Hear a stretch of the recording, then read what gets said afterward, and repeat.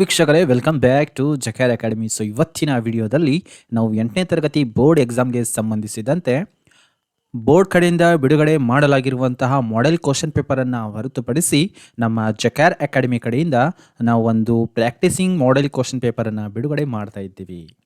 So ಬನ್ನಿ ಅದರ ಬಗ್ಗೆ ತಿಳಿದುಕೊಳ್ಳೋಣ, ಹಾಗೂ ಯಾವೆಲ್ಲ ಪ್ರಶ್ನೆಗಳನ್ನು ಈ ಒಂದು ಮಾಡೆಲ್ ಕ್ವಶನ್ ಪೇಪರಲ್ಲಿ ಕೊಡಲಾಗಿದೆ, ಹಾಗೂ ಇದನ್ನು ನೀವು PDF ಡೌನ್ಲೋಡನ್ನು ಕೂಡ ಮಾಡಿಕೊಳ್ಳಬಹುದು. ಇದರ PDF ಲಿಂಕ್ ವಿಡಿಯೋ ಡಿಸ್ಕ್ರಿಪ್ಷನ್ ಬಾಕ್ಸ್ನಲ್ಲಿ ಇರುತ್ತೆ. ಹಾಗೂ ಇನ್ನೊಂದು ಸಿಹಿ ಸುದ್ದಿ ಏನೆಂದರೆ, ಇದನ್ನು ಪ್ರಿಂಟ್ ತೆಗೆದುಕೊಂಡು ನಿಮ್ಮ ವಿದ್ಯಾರ್ಥಿಗಳಿಗೆ ಈ ಪ್ರಶ್ನೆ ಪತ್ರಿಕೆಯಲ್ಲಿನೇ ಬರೆಯುವಂತಹ ಸೌಲಭ್ಯನೂ ಕೂಡ ಮಾಡಿಕೊಡಲಾಗಿದೆ. ಸೊ ಜಕ್ಯಾರ್ ಅಕಾಡೆಮಿ ಕಡೆಯಿಂದ practicing model question paper 2024 class 8th subject Hindi third language, maximum marks 50 ಅಂಕಗಳಿಗಿರುತ್ತೆ, ಹಾಗೂ ಸಮಯ 2 hours 30 minutes 2.5 ಗಂಟೆವರೆಗೆ. Information to be filled by the student, ಈ ಒಂದು ಮಾಹಿತಿಯನ್ನು ವಿದ್ಯಾರ್ಥಿಗಳು ತುಂಬಬೇಕು. ನೇಮ್ ಆಫ್ ದಿ ಸ್ಟೂಡೆಂಟ್, ವಿದ್ಯಾರ್ಥಿಗಳ ಹೆಸರನ್ನು, ಸ್ಟೂಡೆಂಟ್ ಸ್ಟ್ಯಾಟ್ಸ್ ನಂಬರ್, ಅದೇ ಥರನಾಗಿ ಸಿಗ್ನೇಚರ್ ಇಲ್ಲಿ ಸಹಿಯನ್ನು ಮಾಡಬೇಕು, ಸ್ಕೂಲ್ ಡಯಾಸ್ ಕೋಡನ್ನು ಇಲ್ಲಿ ಮೆನ್ಷನ್ ಮಾಡಬೇಕು. ಯಾವ ಥರ ಮಾಡೆಲ್ ಕ್ವಶನ್ ಪೇಪರ್ ಇದೆಯೋ ಅದೇ ಒಂದು ಫಾರ್ಮೆಟಲ್ಲಿ ನಾವು ಕೂಡ ರೆಡಿ ಮಾಡಿದ್ವಿ. ಇಲ್ಲಿ ನಿಮ್ಮ ಶಾಲೆ ಹೆಸರನ್ನು ಬರೀರಿ, ಹಾಗೂ ಇಲ್ಲಿ ಕ್ಲಸ್ಟರ್, ಇಲ್ಲಿ ಬ್ಲಾಕ್, ತಾಲೂಕು ಹಾಗೂ ಡಿಸ್ಟಿಕ್, ಹಾಗೂ ನಿಮ್ಮ ಸ್ಕೂಲ್ ಟೈಪ್ ಯಾವುದಿದೆ, ಗೌರ್ಮೆಂಟ್ ಇದ್ದರೆ ಗೌರ್ಮೆಂಟ್ ಮೇಲೆ ರೈಟ್ ಟಿಕ್ ಮಾಡಿ, ಆ್ಯಡೆಡ್ ಇದ್ದರೆ ಆ್ಯಡೆಡ್ ಮೇಲೆ, ಅನ್ಆ್ಯಡೆಡ್ ಇದ್ದರೆ ಅನ್ಆ್ಯಡೆಡ್ ಸ್ಕೂಲ್ ಮೇಲೆ. ಇದೇ ಥರನಾಗಿ room signature of room invigilator, ಮೇಲ್ವಿಚಾರಕರ ಸಹಿಯನ್ನು ಕೂಡ ಇಲ್ಲಿ ಮಾಡಬಹುದು. ತದನಂತರ ಇಲ್ಲಿ ನಿಮ್ಮ ಮೌಲ್ಯಮಾಪಕಕ್ಕೆ ನಿಮ್ಮ ಶಿಕ್ಷಕರಿಗೆ ಸಂಬಂಧಪಟ್ಟಿರುವಂಥದ್ದು ಇಲ್ಲಿದೆ. ಪ್ರಶ್ನೆ 1ಕ್ಕೆ ಎಷ್ಟು ಅಂಕಗಳನ್ನು ಪಡೆದುಕೊಳ್ತಾನೆ, ಹೀಗೆ ಒಟ್ಟಾಗಿ 50 ಪ್ರಶ್ನೆಗಳಿಗೆ ಎಷ್ಟೆಷ್ಟು ಅಂಕಗಳನ್ನು ಪಡೆದುಕೊಳ್ತಾನೆ ಇಲ್ಲೆಲ್ಲ ಇಟ್ಟು ಇನ್ ವರ್ಡ್ಸ್ ಅದನ್ನು ಅಕ್ಷರ ರೂಪದಲ್ಲಿ ಅದನ್ನು ಒಟ್ಟು ಅಂಕಗಳನ್ನು ಬರೀಬೇಕು. ಹಾಗೂ ಇಲ್ಲಿ ಮೌಲ್ಯಮಾಪಕರು ಅಂದರೆ ಶಿಕ್ಷಕರು ಇಲ್ಲಿ ಸಹಿಯನ್ನು ಮಾಡಬೇಕು. ಸೊ ಬನ್ನಿ ತಡ ಮಾಡದೆ ವಿಡಿಯೋತ್ತ ಸಾಗೋಣ, ಪ್ರಶ್ನೆ ಪತ್ರಿಕೆ ಹತ್ತ ಸಾಗೋಣ.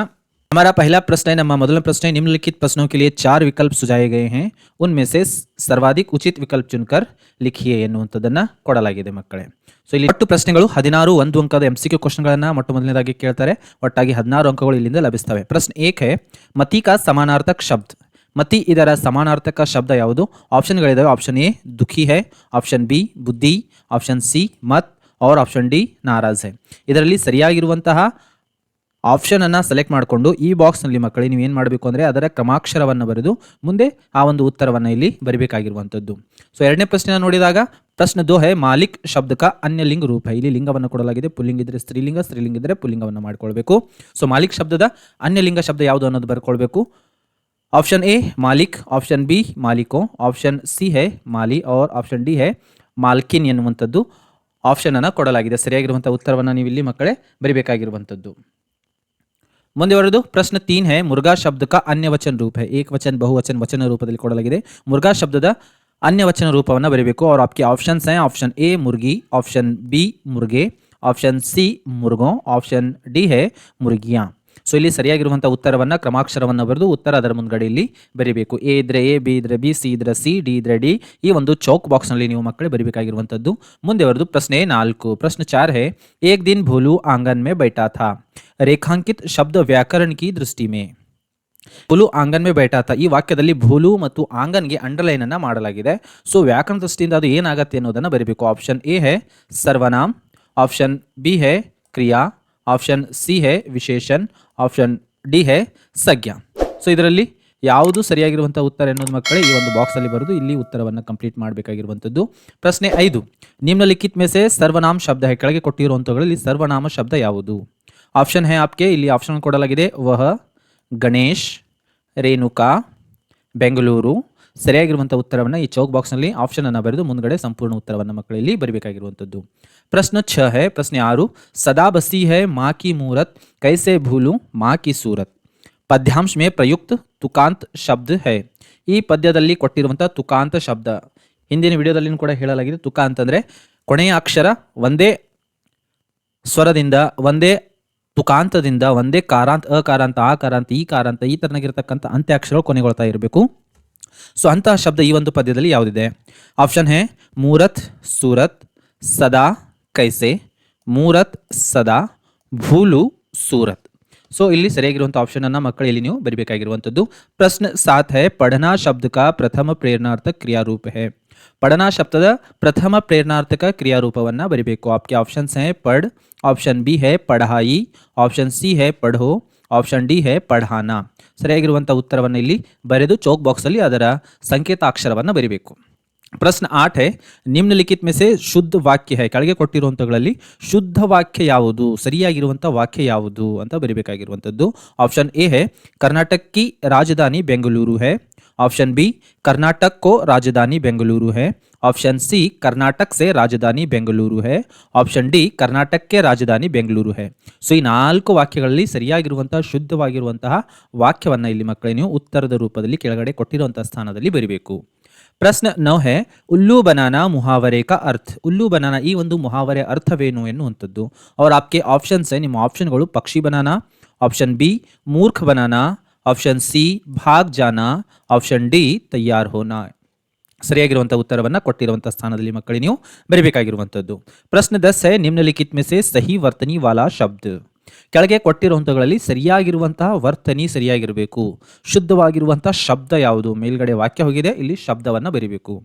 ಆಪ್ಷನ್ ಎ ಶಿಕ್ಷಕ್ ಆಪ್ಷನ್ ಬಿ ಶಿಕ್ಷಕ್ ಆಪ್ಷನ್ ಸಿ ಶಿಕ್ಷಕ ಆಪ್ಷನ್ ಡಿ है शिक्षक ಸೊ ಸರಿಯಾಗಿರುವಂತಹ ಉತ್ತರವನ್ನು ಕೊಟ್ಟಿರುವಂತಹ ಸ್ಥಾನದಲ್ಲಿ ಮಕ್ಕಳೇ ನೀವು ಬರಿಬೇಕು ಪ್ರಶ್ನೆ 11 है असली शब्द का विलोम रूप है असली शब्दದ ವಿರುದ್ಧಾರ್ಥಕ ಪದವನ್ನ ಬರಿಬೇಕು ಆಪ್ಷನ್ ಎ है असल ऑप्शन बी नकल ऑप्शन सी नकली ऑप्शन डी शुद्ध ಸರಿಯಾಗಿರುವಂತಹ ಉತ್ತರವನ್ನ ಕೊಟ್ಟಿರುವಂತಹ ಸ್ಥಾನದಲ್ಲಿ ಮಕ್ಕಳೇ ನೀವು ಬರೆಯಿರಿ ಪ್ರಶ್ನೆ 12 है निम्नलिखित में से जातिवाचक संज्ञा शब्द है ಕೆಳಗೆ ಕೊಟ್ಟಿರುವಂತಗಳಲ್ಲಿ ಜಾತಿವಾಚಕ ಸಂಜ್ಞಾ ಅಂದ್ರೆ ನಾಮಪದ ಜಾತಿವಾಚಕ ನಾಮಪದ ಯಾವುದು ಕೆಳಗೆ ಕೊಟ್ಟಿರುವಂತಗಳಲ್ಲಿ ऑप्शन ए पक्षी ऑप्शन बी विवेक option C Karnataka option D है जर्मनी ಸೊ ಮಕ್ಕಳೇ ಇಲ್ಲಿ 4 ಆಪ್ಷನ್ಗಳನ್ನು ಕೊಡಲಾಗಿದೆ ಸರಿಯಾಗಿರುವಂತಹ ಉತ್ತರವನ್ನ ಕೊಟ್ಟಿರುವಂತಹ ಸ್ಥಾನದಲ್ಲಿ ನೀವು ಫಿಲ್ ಅಪ್ ಅನ್ನು ಮಾಡಿ ಪ್ರಶ್ನೆ 13 है ಚಿತ್ರ देखकर उचित ಶಬ್ದ से ವಾಕ್ಯ ಪೂರ್ಣ कीजिए ಚಿತ್ರವನ್ನ ನೋಡಿಕೊಂಡು ಕೆಳಗಡೆ ಒಂದು ವಾಕ್ಯವನ್ನ ಕೊಡಲಾಗಿದೆ ಈ ಚಿತ್ರಕ್ಕೆ ಸಂಬಂಧಿಸಿದಂತ ಶಬ್ದವನ್ನ ಭರ್ತಿ ಮಾಡಿ ಈ ವಾಕ್ಯವನ್ನ ಪೂರ್ಣಗೊಳಿಸಬೇಕು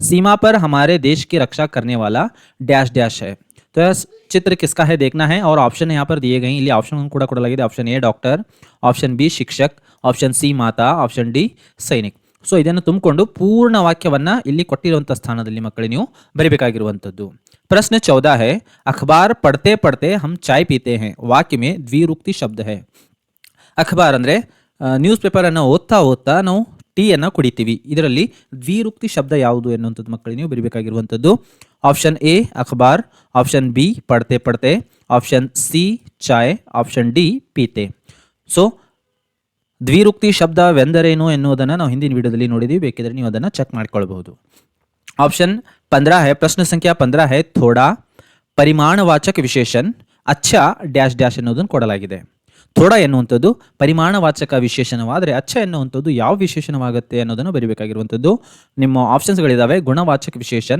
ಆಪ್ಷನ್ ಬಿ है संख्यावाचक विशेषण ऑप्शन सी है सार्वनामिक विशेषण ऑप्शन डी है उपर्युक्त कोई नहीं ಸೊ ಸರಿಯಾಗಿರುವಂತಹ ಉತ್ತರವನ್ನು ಕೊಟ್ಟಿರುವಂತಹ ಸ್ಥಾನದಲ್ಲಿ ಮಕ್ಕಳೇ ನೀವು ಬರಿಬೇಕಾಗಿರುವಂಥದ್ದು प्रश्न 16 है माता माँ पिता जननी इनमें से बेमेल शब्द है ಇಲ್ಲಿ ಮಾತಾ ಮಾ ಪಿತಾ ಹಾಗೂ ಜನನಿ ಎನ್ನುವಂಥ 4 ಶಬ್ದಗಳನ್ನು ಕೊಡಲಾಗಿದೆ ಇದರಲ್ಲಿ ಗುಂಪಿಗೆ ಸೇರದ ಪದವನ್ನು ತೆಗಿಬೇಕಾಗಿರುವಂಥದ್ದು और आपके ऑप्शंस हैं ऑप्शन ए माता ऑप्शन माता ಇದೆ ಆಪ್ಷನ್ ಸಿ ಪಿತಾ ಆಪ್ಷನ್ ಡಿ ಜನನಿ ಅಂತ ಇದೆ ಸೊ ಮಕ್ಕಳೇ ಇಲ್ಲಿ ಆಪ್ಷನ್ ಬಿ ಅನ್ನು ನೀವು ಮಾ ಅಂತ ಮಾಡ್ಕೊಳ್ಳಿ ಸೊ ಗುಂಪಿಗೆ ಸೇರದ ಪದ ಯಾವುದು ಎನ್ನುವುದನ್ನು ಮಕ್ಕಳೇ ನೀವು ಇಲ್ಲಿ ತೆಗಿಬೇಕು ಹಾಗೂ ಅದರ ಉತ್ತರವನ್ನು ಕೊಟ್ಟಿರುವಂತಹ ಸ್ಥಾನದಲ್ಲಿ ಬರಿಬೇಕು ಮುಖ್ಯ ಪ್ರಶ್ನೆ 2 है मुख्य प्रश्न 2 निम्नलिखित प्रश्नों के उत्तर एक वाक्य में लिखिए ಕೆಳಗೆ ಕೊಟ್ಟಿರುವಂತಹ ಪ್ರಶ್ನೆಗಳಿಗೆ ಒಂದು ವಾಕ್ಯದಲ್ಲಿ ಉತ್ತರಿಸಿ 4 ಪ್ರಶ್ನೆಗಳನ್ನು ಕೊಡಲಾಗಿದೆ ಪ್ರತಿಯೊಂದಕ್ಕೆ ಒಂದೊಂದು ಅಂಕವಿದೆ 4 ಪ್ರಶ್ನೆಗಳು ಹಾಗೂ ಪ್ರತಿಯೊಂದಕ್ಕೆ ಒಂದು ಅಂಕವಿದೆ ಪ್ರಶ್ನೆ 17 ಪ್ರಶ್ನೆ 17 ಶಿಶು ने चलना कैसे सीखा है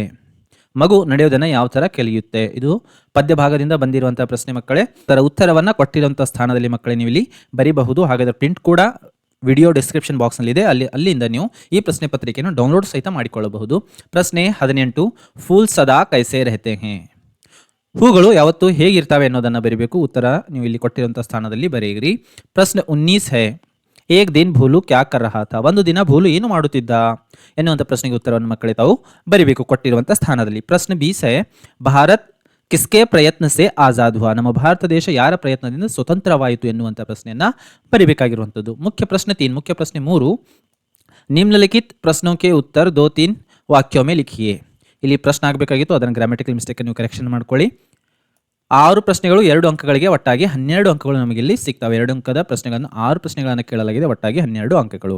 ಪ್ರಶ್ನೆ 21 है, बीरबल के अनुसार घोड़े के मालिक की 2 शर्तें क्या थी? ಬೀರ್ಬಲ್ನ ಅನುಸಾರ ಕುದುರೆಯ ಮಾಲೀಕನ 2 ಷರತ್ತುಗಳು ಯಾವ್ಯಾವು ಎನ್ನುವುದನ್ನು ಮಕ್ಕಳೇ ಇಲ್ಲಿ ಕೊಟ್ಟಿರುವಂತಹ ಸ್ಥಾನದಲ್ಲಿ ನೀವು ಬರೀಬೇಕು.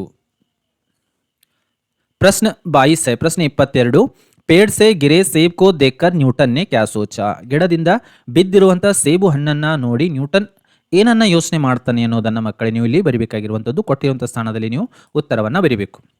ಪ್ರಶ್ನೆ 23 है, 23ನೇ ಪ್ರಶ್ನೆ, ತಿಮ್ಮಕ್ಕನೇ ಕ್ಯಾ ಸಂಕಲ್ಪ ಕಿಯಾ? ತಿಮ್ಮಕ್ಕ ಏನಂತ ಸಂಕಲ್ಪವನ್ನ ಮಾಡಿಕೊಳ್ತಾಳೆ ಅಥವಾ ಮಾಡ್ತಾಳೆ ಎನ್ನುವ ಉತ್ತರವನ್ನ ಇಲ್ಲಿ ಕೊಟ್ಟಿರುವಂತಹ ಸ್ಥಾನದಲ್ಲಿ ಮಕ್ಕಳೇ ತಾವುಗಳು ಬರಿಬೇಕು. ಪ್ರಶ್ನೆ 24 है, ಬಾಡ್ और अकाल के बारे में संक्षेप में लिखिए. ಬಾಡ್ ಮತ್ತು ಅಕಾಲ, ಬಾಡ್ ಅಂದ್ರೆ ಪ್ರವಾಹ, ಅಕಾಲ್ ಅಂದ್ರೆ ಬರಗಾಲ. ಇದರ ಬಗ್ಗೆ ನಿಮಗೇನು ಗೊತ್ತು ಸಂಕ್ಷಿಪ್ತದಲ್ಲಿ ಬರಿಬೇಕಾಗಿರುವಂಥದ್ದು. ಇದು ನಿಮ್ಮ ಪಾಠದಲ್ಲಿಯೂ ಸಹಿತ ಬಂದಿದೆ, ಅದನ್ನ ಇಲ್ಲಿ ಕೊಟ್ಟಿರುವಂತಹ ಸ್ಥಾನದಲ್ಲಿ ಮಕ್ಕಳೇ ತಾವುಗಳು ಬರಿಬೇಕಾಗಿರುವಂಥದ್ದು. प्रश्न 25 है, क्रिसमस पेड़ को सजाने की परंपरा कैसे आई? ಕ್ರಿಸ್ಮಸ್ ಗಿಡವನ್ನ ಅಲಂಕರಿಸುವಂತಹ ಪರಂಪರೆ ಹೇಗೆ ಬಂತು? ಇದನ್ನು ಕೂಡ ನಿಮ್ಮ ಪುಸ್ತಕದಲ್ಲಿ ಡೈರೆಕ್ಟ್ ಪ್ರಶ್ನೆಯನ್ನ ಕೇಳಲಾಗಿದೆ ಭಾರತೀಯ ತ್ಯೋಹಾರದಲ್ಲಿ. ಅದನ್ನ ಮಕ್ಕಳು ಓದಿಕೊಂಡು ನೀವು ಇಲ್ಲಿ ಉತ್ತರವನ್ನ ಬರೀಬೇಕು. ಪ್ರಶ್ನೆ 26 है, दूरदर्शन से कौन कौन सी जानकारियां प्राप्त होती हैं? ದೂರದರ್ಶನದಿಂದ ಯಾವ್ಯಾವ ನಮಗೆ ಮಾಹಿತಿಯನ್ನ ಸಿಗ್ತದೆ ಎನ್ನುವಂಥದ್ದು ಬರೀಬೇಕು. ಸೊ ಈ ಒಂದು ಪ್ರಶ್ನೆ ಪೂರಕ ವಾಚನದಲ್ಲಿ ನಿಮಗೆ ದೂರದರ್ಶನದ ಬಗ್ಗೆ ಕೊಡಲಾಗಿದೆ. ಸೊ ಅಲ್ಲಿಂದ ಈ ಒಂದು ಪ್ರಶ್ನೆಯನ್ನ ಕೇಳಲಾಗಿದೆ ಮಕ್ಕಳೇ. ಸೊ ಅದನ್ನು ಕೂಡ ಚೆನ್ನಾಗಿ ಓದ್ಕೊಂಡು ಅದನ್ನ ಸಂಪೂರ್ಣವಾಗಿರುವಂತಹ ಉತ್ತರವನ್ನ ಇಲ್ಲಿ ಕೊಟ್ಟಿರುವಂತಹ ಸ್ಥಾನದಲ್ಲಿ ಬರೀಬೇಕು. मुख्य प्रश्न 4, निम्नलिखित प्रश्नों के उत्तर 4-6 वाक्यों में लिखिए. ಮುಖ್ಯ ಪ್ರಶ್ನೆ 4 ನೋಡುವುದಾದರೆ ಕೆಳಗೆ ಕೊಟ್ಟಿರುವಂತಹ ಪ್ರಶ್ನೆಗಳಿಗೆ 4-6 ವಾಕ್ಯದಲ್ಲಿ ಉತ್ತರಿಸಿದ್ದು 3 ಪ್ರಶ್ನೆಗಳನ್ನು ಕೊಟ್ಟಿದ್ದಾರೆ, ಒಟ್ಟಾಗಿ 9 ಅಂಕಗಳು ನಮಗೆ ಲಭಿಸುತ್ತವೆ. ಪ್ರಶ್ನೆ 27 है, प्राचीन से आधुनिक जीवन शैली को क्रमानुसार लिखिए. ಪ್ರಾಚೀನ ಕಾಲದಿಂದ ಆಧುನಿಕ ಜೀವನ ಶೈಲಿಯನ್ನು ಕ್ರಮಾನುಸಾರವಾಗಿ ಮಕ್ಕಳೇ ಬರೀಬೇಕು. ಇಲ್ಲಿ 4 ವಾಕ್ಯಗಳನ್ನ ಕೊಡಲಾಗಿದೆ. ಸೊ ನಾವು ಪ್ರಾಚೀನದಿಂದ ಆಧುನಿಕ ಕಡೆಗೆ, ಫಸ್ಟ್ ಪ್ರಾಚೀನ ಕಾಲದಲ್ಲಿ ಏನೆಲ್ಲ ಮಾಡ್ತಾ ಇದ್ರು, ತದನಂತರ ಬೆಳೀತಾ ಆಧುನಿಕದ ಕಡೆಗೆ ನಾವು ಯಾವ ತರ ಬಂದಿದ್ವಿ ಅದನ್ನು ಕ್ರಮಾನುಸಾರವಾಗಿ ಬರೀಬೇಕು.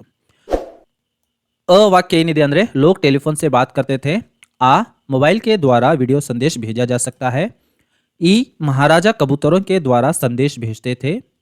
ಈ ಲೋಕ್ ಚಿಟ್ಟಿಯಾं ಲಿಖ್ತೆ थे. ಸೊ ಮೊಟ್ಟ ಮೊದಲನೇ ಪ್ರಾಚೀನ ಕಾಲದಲ್ಲಿ ಯಾವ ಪದ್ಧತಿ ರೂಢಿಯಲ್ಲಿತ್ತು, ತದನಂತರ ಏನು ಬತ್ತು ಅದನ್ನ ಕ್ರಮಾನುಸಾರವಾಗಿ ಕೊಟ್ಟಿರುವಂತಹ ಸ್ಥಾನದಲ್ಲಿ ಮಕ್ಕಳೇ ತಾವುಗಳು ಬರಿಬೇಕು. ಪ್ರಶ್ನೆ 28 है, ಪದ್ಯ ಭಾಗ ಕೋ ಪೂರ್ಣ ಕೀಜಿಯೇ. ಕೊಟ್ಟಿರುವಂತಹ ಪದ್ಯಾಂಶವನ್ನು ಪೂರ್ಣಗೊಳಿಸೋದು. ರಂಗ ಬಿರಂಗಿ dash dash dash dash dash ಪ್ರಭಿತ್ ಕರ್ತೆ ಹೇ, ಕರಾತೆ ಅಂತಾಗಿದೆ, ಕರ್ತೆ ಅಂತ ಮಕ್ಕಳೇ ತಾವುಗಳು ಮಾಡ್ಕೊಳ್ಳಿ ಅದನ್ನ. ಸೊ ಈ ಒಂದು ಪದ್ಯ ಭಾಗವನ್ನು ತಾವುಗಳು ಬರಿಬೇಕು. ಪ್ರಶ್ನೆ 29 है, दोहे का भावार्थ अपने शब्दों में लिखिए. ಕೆಳಗೆ ಕೊಟ್ಟಿರುವಂತಹ ದೋಹೆಯ ಭಾವಾರ್ಥವನ್ನ ನಿಮ್ಮ ಅಕ್ಷರಗಳಲ್ಲಿ ಅಥವಾ ನಿಮ್ಮ ಶಬ್ದಗಳಲ್ಲಿ ಬರಿಬೇಕು.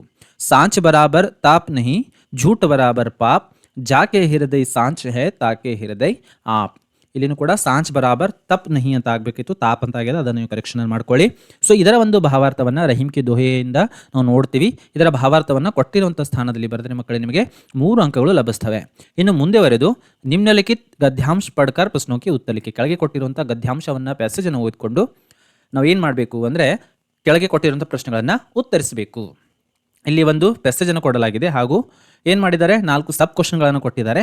ಸೊ ಆ 4 ಪ್ರಶ್ನೆಗಳನ್ನು ಬರೆದ್ರೆ 4 ಅಂಕಗಳು ಲಭಿಸ್ತವೆ. ಪ್ಯಾಸೇಜ್ ಯಾವ ತರ ಇದೆ ಅಂದ್ರೆ, पुस्तकालय का अर्थ है पुस्तकें रखने का कक्षा.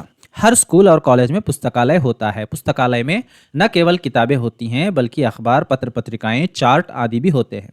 लोग पुस्तकालय में बैठकर मनपसंद किताबें, अखबार और पत्र पत्रिकाएं पढ़ते हैं. अच्छे स्कूल में एक बड़ा पुस्तकालय होता है.